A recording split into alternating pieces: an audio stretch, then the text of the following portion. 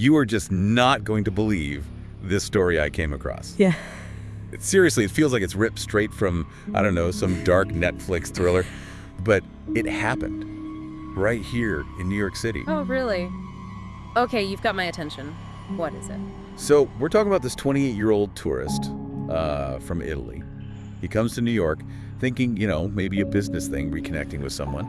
And instead, he's allegedly held captive, tortured, for more than 2 weeks in a high-end apartment in Manhattan. Wait, hold on. Over 2 weeks captive Right. in Manhattan. That alone. Wow, that raises a ton of questions immediately. Exactly. And the person accused, a 37-year-old guy named John Woeltz, apparently a cryptocurrency investor living pretty comfortably by the sounds of it. So for this deep dive, we really need to unpack this, try to make sense of what actually happened based on the reports we have. It's just unbelievable. Right, so our mission here is to look past that initial shock. Yeah. And to really dig into the sequence of events, the possible reasons behind it all, and maybe what this tells us more broadly.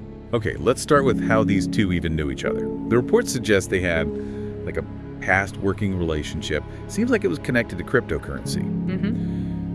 But apparently things went sour somehow. The details aren't super clear, but the Italian guy went back to Italy. Okay, so that prior connection is key. It wasn't a stranger situation. There was some history there. Maybe, some level of trust initially makes the alleged betrayal feel even worse. Yeah, definitely. Yeah. And we don't know much about the falling out itself, why he went back to Italy, but then somehow Woeltz convinces him to fly back to New York. This was on May 6th. Right. And the pretext for coming back is fuzzy. Totally fuzzy. Was it like, hey, let's patch things up, or maybe some new crypto deal? We just don't know yet. It feels very suspicious in hindsight, obviously. Yeah, that whole come back to New York part, especially after a falling out, it definitely raises a red flag about Woeltz's intentions from the get-go. You have to wonder if the whole invitation was just a setup. Well, it seems like it might have been, because the reality, according to the reports, was just horrific. He gets there, no meeting, boom, allegedly imprisoned right away in Woeltz's apartment. Immediately. Why immediately? And we're talking over 2 weeks of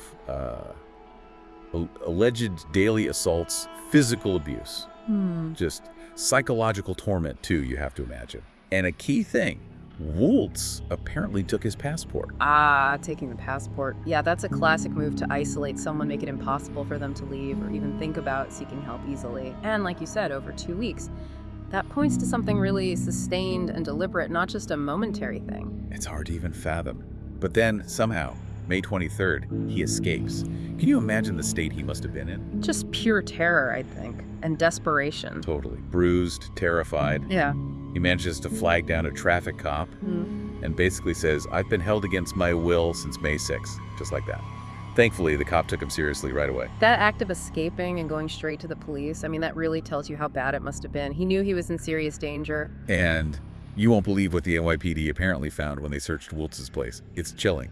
Okay, what did they find? Polaroid photos of the victim, tied up, beaten. Oh my God. And a gun. And this is really disturbing, several devices that seem like torture devices. It suggests this wasn't spontaneous, it looks planned. Wow, photos and devices, that really changes things, doesn't it? It points towards calculation, intentional infliction of pain, not just some out-of-control argument. It gives you a very unsettling glimpse into the alleged perpetrator's mindset. It really does. So yeah, Woeltz was arrested that same day, May 23rd. He's facing serious charges. Assault, 2 counts, kidnapping, illegal imprisonment, and having an unlicensed gun. Okay, heavy charges. But here's the alleged motive, and this is where the crypto part comes back in a big way. Apparently, Woeltz wanted the victim's Bitcoin password. Okay, so it wasn't ransom in the traditional sense, but access to digital money. Exactly, access to his crypto funds. That's fascinating in a grim way. It really highlights this weird intersection of violent crime and the digital currency world. Why is the password so critical? Well, from what I understand, getting into someone's Bitcoin wallet usually needs that private key, their password. If Woeltz got that? He could just transfer the funds? Pretty much, yeah. He could potentially drain the account, move the Bitcoin somewhere else, maybe without needing banks or anything. It's like having the keys to a digital vault. Right. Unlike a bank account where there might be flags or holds, direct wallet access with the key gives you immediate and often pretty hard to trace control. That makes sense as a motive, sadly. Yeah. And then there's another layer. The next day, May 24th, The police also arrested a 24-year-old woman, Beatrice Fulci, identified as Woeltz's assistant. An assistant. Okay, so potentially an accomplice involved. What's her alleged role? She's been charged with kidnapping and unlawful imprisonment too, so serious charges. Okay, so the police believe she was involved in the actual captivity. That seems to be the initial charge, yes.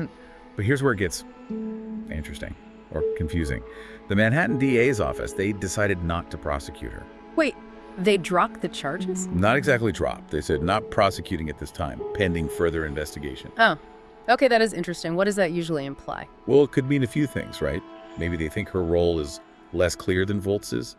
Maybe she was coerced somehow, or maybe she's cooperating, providing information. We don't know. Right, it leaves this big question mark over her involvement. Was she a terrified pawn? Or a willing participant? Or something else entirely?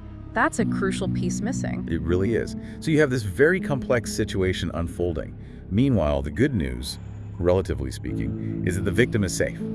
He's recovering in the hospital, cooperating with the police. Thank goodness for that. But the trauma, being lured back, allegedly tortured by someone you knew, the psychological scars must be just immense. Absolutely. That element of knowing the person, having that past connection, it adds a whole layer of betrayal, doesn't it? Probably made him more vulnerable to being lured back in the first place. Definitely. A false sense of security, perhaps? This whole case, it just forces you to confront some really uncomfortable questions, you know? Like, what lengths will people actually go to for money? Especially maybe digital money. And the potential dark side of the crypto world. It's often portrayed as innovative, but this suggests some real dangers lurking there too. Yeah, and just how could something like this prolonged, violent, alleged imprisonment happen for over 2 weeks in a place like Manhattan without anyone noticing? That's a deeply troubling question. It speaks to the potential for isolation even within a huge, crowded city, and the challenges maybe in spotting these kinds of hidden crimes. So just to kind of wrap our heads around the key points here, we've got this Italian tourist lured back to NYC, allegedly held captive, brutally tortured apparently for his Bitcoin password. Right, by someone he knew from the crypto scene. And then there's this assistant, arrested but not currently prosecuted, leaving her role really unclear. And it's important to remember, like the reports say, this is still developing. We'll likely learn more as the investigation continues and, if this goes to trial. Absolutely. There are still many unanswered questions here. It really makes you think about trust, doesn't it? Especially in our world now, with so many online connections, past colleagues or acquaintances. You just see how vulnerable someone can potentially be. What kind of dangers might be hidden behind a familiar name or a past connection, especially when technology and money get mixed up in these complicated